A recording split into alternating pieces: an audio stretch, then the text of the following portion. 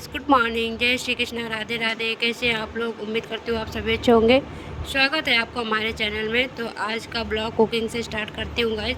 सुबह हो चुकी है हमारे सबकी, संडे वाला दिन है। यस की डिमांड पे मैं मखाने फ्राई कर रही हूँ, साइड में चाय बना रही हूँ। तो यस ने कहा कि मम्मा आज चाय के साथ ना मखाने खाने का मन हो रहा है, उसे प्लीज़ फ्राई कर दो। तो पहले तो मेरा मन नहीं था, लेकिन फिर मैंने कहा बच्चा कह रहा है तो चलो कर ही देते हैं। माँ हूँ तो बच्चे की तो सारी, जो भी कहता है खाने के लिए तो करना ही पड़ेगा। माँ आखिर माँ ही होती है। खैर, मैंने यहाँ पे बहुत सारी तैयारियाँ करके रखी हुई थी। आज बहुत बड़ी दुर्घटना होते होते बच गई है गाइस।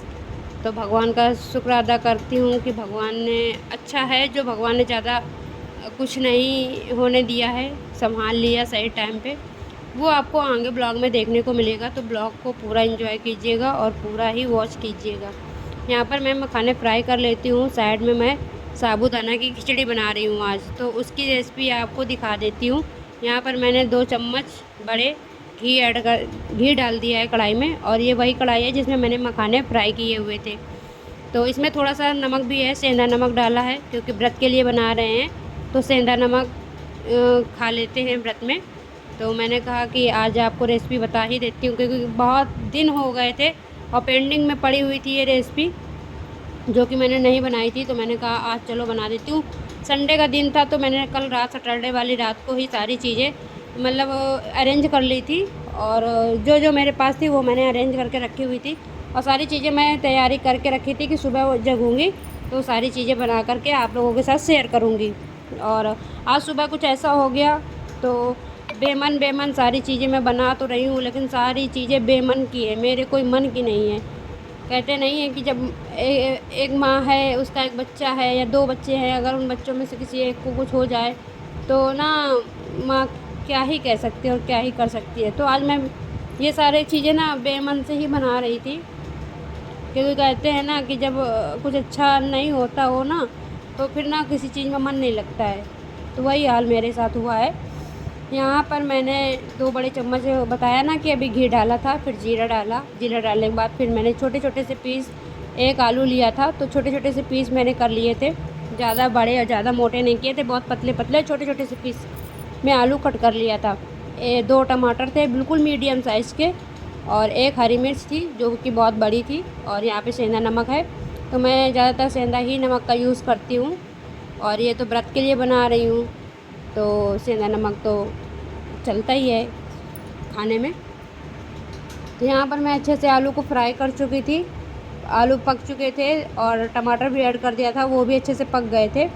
और फिर मैंने यहाँ पे जो 2-3 दिन पहले ही मैंने भिगो के रखा था साबूदाना, क्योंकि ऐसा हुआ ना कि ये सोच के भिगो के रखा था कि कल बना लूँगी, रात को भिगो के रख दिया था।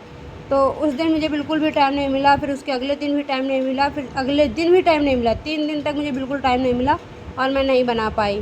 उसका रीज़न ये था कि मुझे इतना काम हो जाता था कि मुझे बनाने का बिल्कुल भी टाइम नहीं था। इसके बाद मैंने ना वो साबूदाना उठा कर के फ्रिज में स्टोर कर दिया। मैंने कहा जब मुझे टाइम मिलेगा तब मैं काम कर लूँगी या बना के रेसिपी आप लोगों के साथ शेयर करूँगी। तो बस फिर क्या था कि मैंने ना आज ही यही सोचा था कि आज ये सारी चीज़ें कर लूँगी गाइस, तो मैं बात करने लग गई थी। तो फिर मैंने यहाँ पर ना इसमें साबूदाना जो था उसका पानी बिल्कुल निकाल करके हटा दिया था, और साबूदाना के बाद मैंने साबूदाना भी ऐड कर दिया, सेंधा नमक भी ऐड कर दिया, और यहाँ पर मैंने पीनट्स जो थे दाने, वो मैंने पहले ही रोस्ट कर लिया था, मतलब 2-3 दिन पहले ही रोस्ट करके रख लिए थे एक डब्बे में। आप चाहो तो पहले रोस्ट कर लेना, इसके बाद सारी चीज़ें डालना और फिर पकाना।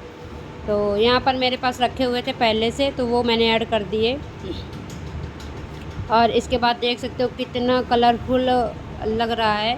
और यहाँ पर मैंने हरी धनिया भी ऐड करी है, ये छोटे छोटे से पत्ते रखे हुए थे हरी धनिया के, तो उन्हीं को कट करके मैंने यहाँ पर हरी धनिया भी डाल दिया है, और कितना प्यारा सा कलर आ रहा है। और आप देख सकते हो कि एक एक साबूदाना अलग अलग, बिल्कुल भी चिपका नहीं होगा। देखो एक एक दाना, और कितना मतलब कि इतनी टेस्टी, इतनी अच्छी खुशबू आ रही है कि लग रहा था कि अभी खा लूँ।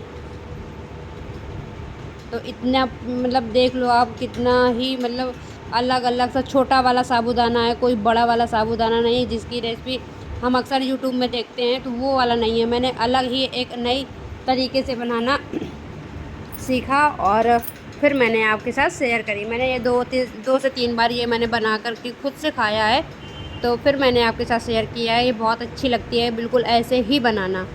यहाँ पर दाल पक रही है मेरी, जो कि मैंने अभी छौंक लगाई है। तो मैंने उसी कढ़ाई में छौंक लगाई है जिस कढ़ाई में मैंने अभी खिचड़ी बनाई थी, क्योंकि उसमें बहुत सारा घी बच गया था, नीचे घी था कढ़ाई के अंदर। तो फिर मैंने उसमें थोड़ा सा और घी डाल करके दाल फ्राई कर दी। यहाँ पर घी गर्म करने के लिए रखा था, ताकि मैं एक डिब्बे के अंदर बंद करके रख सकूँ।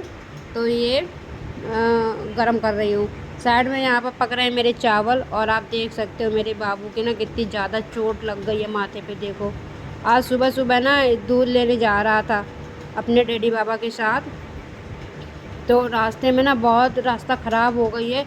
इतनी ज़्यादा कंकड़ पत्थर ना, इतने ज़्यादा मतलब पूरी सड़क ना खुद सी गई है, पूरी सड़क खुद गई है। तो उसको ना ये जा रहा था अपने डैडी बाबा के साथ में सुबह सुबह दूध लेने के लिए, और पता नहीं क्या हुआ, यश भी जा रहा था साथ में। और अचानक क्या हुआ क्या नहीं हुआ, मैं तो घर पे थी। मुझे तो बहुत बाद में बताया गया, जब पट्टी वट्टी कर ली, सब कुछ हो गया, तब मुझे बताया कि बाबू को चोट लग गई है। तब मैंने उसको देखा, तो जब देखा तो वो पट्टी हटा करके मैंने उसकी सफाई करी। सफाई करने के बाद दोबारा से पट्टी करी मैंने। तो मुझे ना इतना रोना आ रहा था, इतना ज़्यादा मेरा दिमाग ख़राब हो गया था कि मैं क्या ही बताऊँ। तो सुबह सुबह ये सब लग चुका था, और फिर मैंने ना ब्लॉग बिल्कुल भी नहीं बनाना, मुझे बिल्कुल भी बनाना नहीं सही लग रहा था, क्योंकि मेरा बच्चा बहुत रो रहा था। तो मैंने उस टाइम का वीडियो बिल्कुल भी नहीं बनाया जिस टाइम मेरे बाबू के पूरे माथे पे खून खून, पूरे कपड़ों में इतना ज़्यादा खून फैल गया था, और बहुत ज़्यादा मतलब कि इतना ज़्यादा पूरा मुँह लाल हो गया था, मैं क्या ही कहूँ। तो वो चीज़ मुझे नहीं दिखाई गई। मुझे तो छोटू आकर के बताने लगे कि भाभी ऐसे ऐसे हो गया था, ऐसे ऐसे पूरा मुँह, पूरी शर्ट इसकी इतनी गीली हो गई थी। तो इतना सा क्या कहते हैं, एक उंगली बराबर, एक उंगली का जो नाखून नहीं होता है उतना बराबर ना गिट्टी घुस गई है इसके माथे पे। तो फिर ना मुझे इतना रोना आया, इतना, लेकिन मैं ना बच्चों के सामने क्या ही रोती। मैं चुपचाप ऐसे ना बिल्कुल मन मेरा बिल्कुल उदास हो गया। और ये सुबह सुबह 6:30 बजे का जो है, तो ये 6:30 बजे का टाइम था, तभी इसके साथ ऐसा हादसा हुआ है। तो मेरा बच्चा इतना रो रहा था, इतना ज़्यादा ही रो रहा था कि क्या ही बताऊँ। और बाहर सब डैडी डॉक्टर हैं घर पे, लेकिन वो भी नहीं हमको कुछ बताए। बाहर गेट के बाहर जाकर के पट्टी करी, गेट के बाहर जाकर सब चीज़ करे, हमको कानों कान हवा नहीं लगी कि क्या हुआ। जब पट्टी वट्टी करके आया तब मुझे पता चला कि हाँ, इसको चोट भी लग गई है। फिर मैंने यश को बुला करके पूछा कि क्या हुआ था, क्या बात हुई। तो यश ने भी कुछ नहीं बताया, किसी ने कुछ नहीं बताया हमको। फिर हमारे बाजू में पड़ोस में 2 बच्चे रहते हैं, तो उन्होंने बताया कि चाची इसको ना ऐसे ऐसे चोट लग गई है, और रोड पे गिर गया है। और रोड तो पूरी खुद ही पड़ी है, क्योंकि रोड पे ऐसा है ना कि नल लग रहे हैं सबके घरों घरों में, सरकारी नल लग रहे हैं, तो सब पूरी रोड खुद ही पड़ी थी। तो उसी के चलते ना ये गया होगा भाग भाग करके। तो बच्चे हैं, अब शैतानियाँ करते हैं, भागते हैं, खेलते हैं, कूदते हैं, तो ऐसे कैसे लग गई होगी। तो इतना सारा ब्लड निकल आया। इसी वजह से मैं कह रही थी ना कि मेरा बिल्कुल भी मन नहीं कर रहा था कुछ भी खाने बनाने को। लेकिन मैंने फिर दवा खिलाई, पट्टी दोबारा से करी, दोबारा से कपड़े चेंज करे। अब मेरा बाबू जब उसको मतलब दर्द बंद हुआ तब जाकर अभी सोया है। देख सकते हो कि ना सो रहा है मेरा बाबू। यहाँ पे बीच माथे पे तो दूध भी पी करके दवा खा करके ना अब सोया है। तो ना अभी तो खाना नहीं बना है, मैंने दाल चावल बना के रख दिया था, रोटी अभी भी बनानी बाकी है, और झाड़ू पोछा सब बाकी है। मैं नहा धो करके आ गई थी बाबू के पास, और बाबू को लेकर तब से बैठी हूँ। 9:30 बजे से लेकर बैठी हूँ, और 12 बजने को हैं।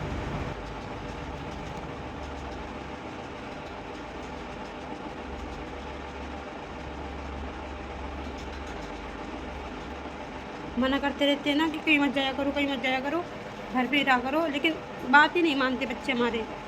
रोड पे निकल गया, इतना रो रहा था, इतना रो रहा था, हम तो थे भी नहीं, कितनी दर्द हो रहा होगा, कितना रो रहा होगा। फिर जब पट्टी कराई, फिर मैंने उनको गोद में लिया। तो आज मेरा बिल्कुल भी किसी चीज़ का मन नहीं कर रहा था कुछ करने को। दी है, दवा खिला दी है, इंजेक्शन नहीं लगवाया है। शाम को देखती हूँ, अगर मतलब कि इसको दर्द होगा, रोएगा, तो फिर मैं इंजेक्शन भी लगवाऊँगी इसको। और अगर ठीक हो जाएगा तो फिर अच्छी बात है ना, ठीक हो जाए जल्दी से। अभी सो रहा है, देखो।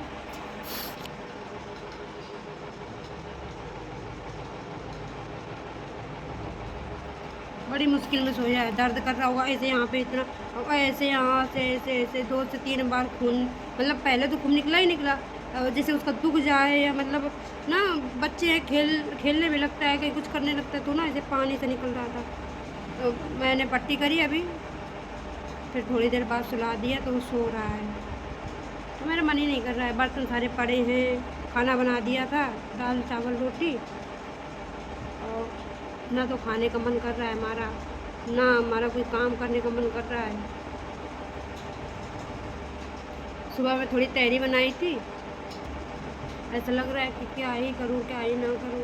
बच्चा बीमार हो जाए या बच्चे को कोई तकलीफ़ हो ना, तो कलेजा ना मुँह को आता है, ऐसा लगता है।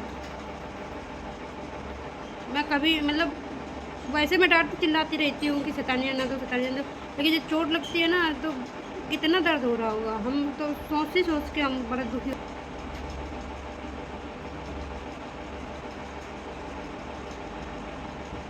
कहते हैं कि माँ स्ट्रांग होती है, सच में मैं बिल्कुल भी स्ट्रांग नहीं हूँ, अपने बच्चों को लेकर के तो मैं बिल्कुल भी स्ट्रांग नहीं हूँ।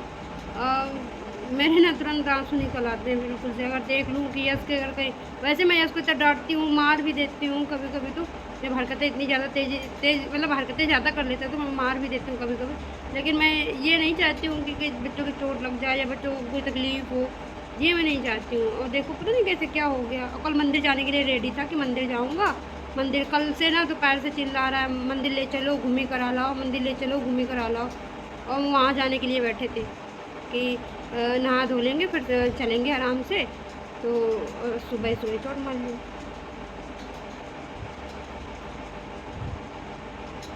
आज सुबह से यह जिद करने में लगे थे कि मम्मा मेरे लिए ये स्लीपर ला दो, स्लीपर पहना दो।